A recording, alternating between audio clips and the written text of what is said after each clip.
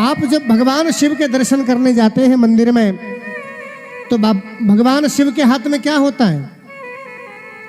जहां भी भगवान शिव बैठे हैं, या पीछे भी देखो आप, वहां बैठे हैं, देखिए क्या है भगवान शिव के हाथ में? त्रिशूल।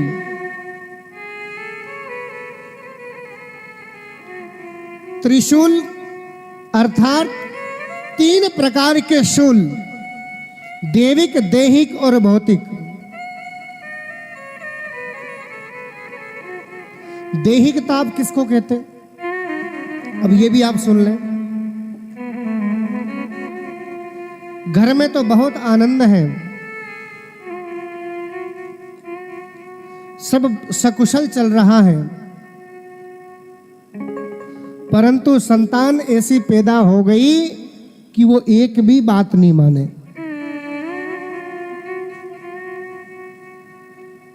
किसी ने पूछ लिया क्या हाल है, अरे साहब सब आनंद है, परंतु क्या करें, हमारा एक ही बेटा, इसको इतना पढ़ाया लिखाया, खूब बढ़ाया, और आज ये हमारी बात नहीं मानता। फिर किसकी बात मानता है?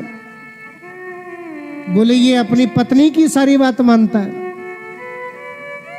अब इसमें उसका क्या दोष बेचारे का? क्यों? बोले शास्त्रों में लिखा है, ससुरारी पियारी भई जबते। जैसे ही जमाई साहब एक बार भी ससुराल का पानी पी ले, तो बोले फिर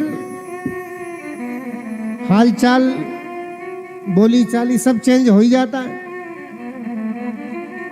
तो बोले ये दैहिक ताप है। आपको इतना क्लियर इसलिए बता रहा हूं ताकि आपको समझ में आए, नहीं तो मैं तो अध्यात्म से ही शब्दों को बस बिल्कुल बोलता हुआ निकल जाऊंगा, पर कोई बात ऐसी भी मिल जाएगी जो आपको समझ में ना आए। तो मैं ये कोशिश कर रहा हूं कि आपको ज्यादा क्लियर समझ में आए। एक होता है दैविक, किसान की फसल खड़ी हो, अच्छी बोई हो, खूब खर्च किया, दवाई, खाद, बीज खूब, और इसके बाद मालूम पड़ा जैसे ही फसल पकी, ओलावृष्टि हो गई। क्या हुआ? किसी की इच्छा से तो नहीं हुआ ना, वो दैविक ताप है। एक होता है भौतिक ताप। हमारे पास तो एक ही गाड़ी है, ये पड़ोसी के पास 3 क्यों? हमारे पास तो एक ही मकान है, पड़ोसी के पास 4 क्यों? अरे भाई, उसके पास 4 है, तेरे पास कम से कम 1 तो है। बहुत सारे लोग तो बेचारे ऐसे, उनके पास 1 भी नहीं है कि नहीं है? तो बोले फिर आज का व्यक्ति दुखी क्यों है? बोले उसने अपने आप को भौतिक संसाधनों में इतना बांध लिया है कि अब वो निकल नहीं सकता।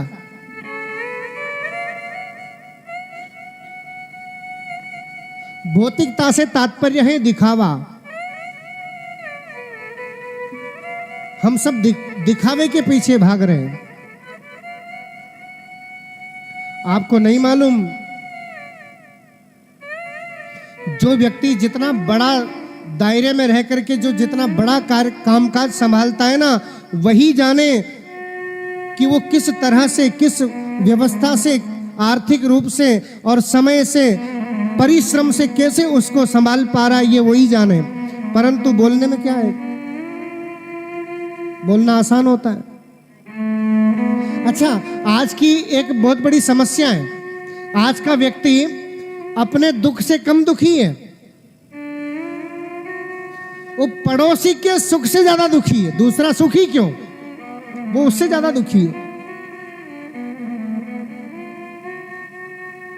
अच्छा, एक बात देखिए आपने भगवान शिव की, भगवान राम का दरबार पूजा जाता है, और भगवान शिव का क्या पूजा जाता है?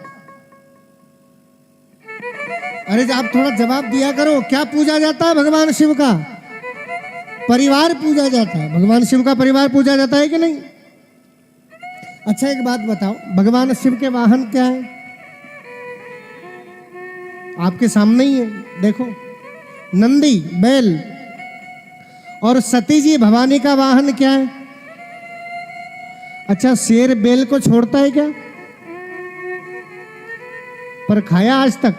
सतयुग, त्रेता, द्वापर और कलयुग 27 चक्कर लगा चुके हैं, 28वां चक्कर चल रहा है, 28वीं चतुर्युगी चल रही है अभी तक एक भी बार खाया क्या? चलो ये भी छोड़ो, भगवान भोलेनाथ के गले में क्या है? सर्प है ना। और कार्तिकेय जी का वाहन क्या है? मोर सर्प को नहीं छोड़ता है, टुकड़े कर देता है, परंतु आज तक किया क्या? चलो वो भी छोड़ो, भगवान भोलेनाथ के गले में है सर्प, और गणेश जी महाराज का वाहन क्या है? सर्प चूहे को छोड़ता है क्या?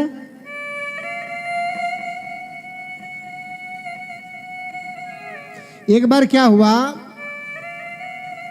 एक टोकरी कहीं उल्टी पड़ी थी, उसमें एक सर्प जाने कैसे कहीं थोड़ी बहुत गैप होगी तो वो घुस गया। अब घुस करके बैठ गया, थोड़ी बहुत देर घुमा फिरा अंदर, और जैसे ही बाहर निकलने को हुआ तो वो जो जिस रास्ते से गया था ना, वो रास्ता भी बंद हो गया। अब वो उस टोकरी के बीच में फंस गया अंदर।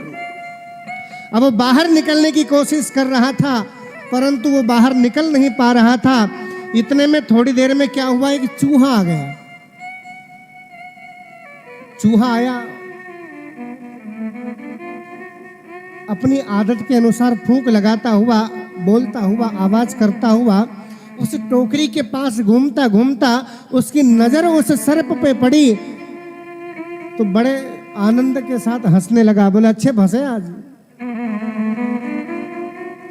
उस सर्प ने कहा कि चूहा भैया देखो एक बात है। बोले क्या? बोले हमको थोड़ा यहां से बाहर निकाल दो ना। चूहे ने कहा मैं आपको बाहर निकालने के चक्कर में उलझूं, आप बाहर निकल के सबसे पहले मेरा ही गोविंदाय नमो नमः करोगे, आप बाहर निकल के मुझे ही गटकोगे, इसलिए मैं आपको बाहर निकालने वाला नहीं। सर्प ने कहा, बोले आप चूहे से कि भैया, चूहे भैया आपको मालूम नहीं? बोले क्या? चूहा बोला, बोले क्या? बोले परसों दिन तो हम सब सर्पों ने मिलकर के मीटिंग की थी। क्या?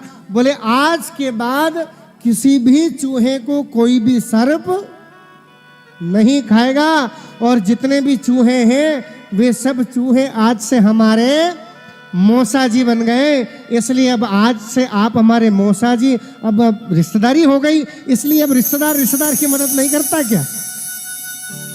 अब चूहा जो था ना, वो उसकी चिकनी चुपड़ी बातों में आ गया महाराज। उसने धीरे से टोकरी उठाई, उस सर्प का मुंह बाहर निकला, वो सर्प बाहर निकला और सबसे पहले उसने उसी चूहे को, अब जैसे ही मुंह में लिया तो चूहे ने कहा भाई तुम अभी थोड़ी देर पहले क्या कह रहे थे? बोले तुम आज से हमारे मौसा जी, हमने मीटिंग की।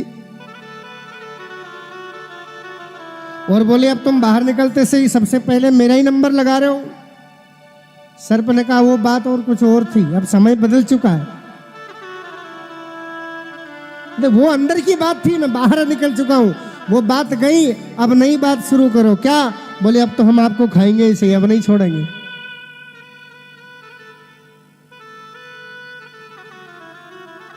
तो बोले आज का व्यक्ति क्या कर रहा है? आज का व्यक्ति उस चूहे की भांति खुद ही भौतिकता में उलझ करके अपने जीवन को नष्ट करने की चेष्टा कर रहा है।